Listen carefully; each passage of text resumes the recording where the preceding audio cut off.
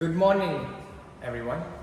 This video we're going to be talking about the analysis of the negative production externalities of water and electricity use in Johor's data center expansion.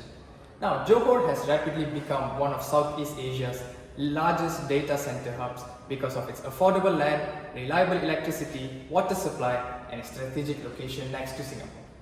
This rapid growth has attracted billions of ringgit in investment and created thousands of jobs, contributing significantly to Malaysia's digital economy. However, this expansion has also placed tremendous pressure on Johor's natural resources.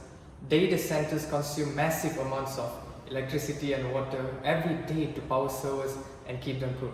As a result, concerns have grown over water shortages, increasing carbon emission, and the long-term effect about the sustainability of the whole industry.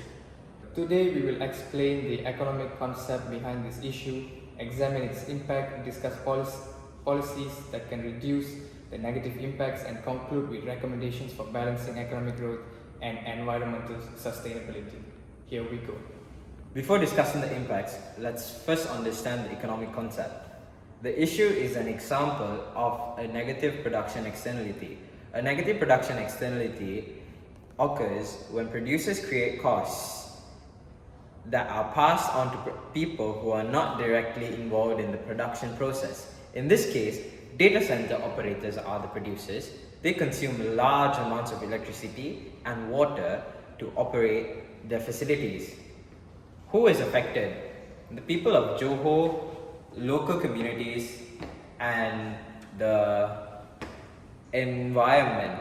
Although data center companies pay for their electricity and water, they do not fully pay for the environmental costs created by their operations.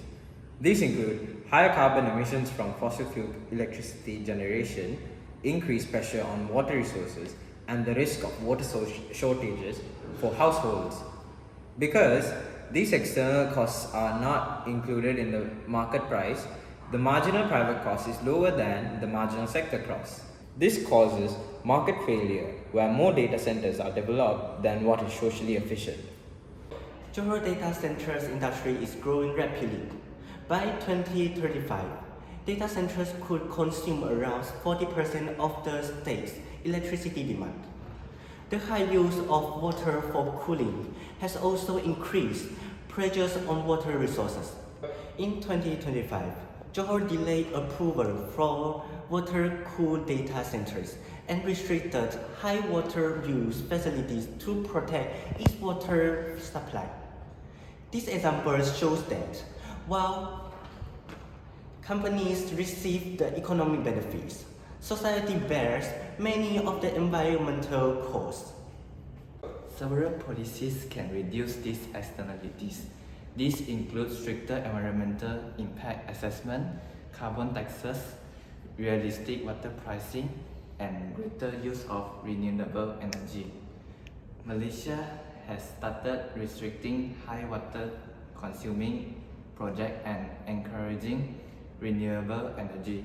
Singapore also introduced stricter approval requirements, allowing only energy efficient data center. Community support for water conservation and sustainable practice is equally important. In conclusion, Johor's data center expansions brings economic growth, investment, and jobs, but it also creates negative production externality through high electricity and water consumption. To achieve sustainable growth, Malaysia has strongest environment policies, responsible resource management, and cleaner technologies.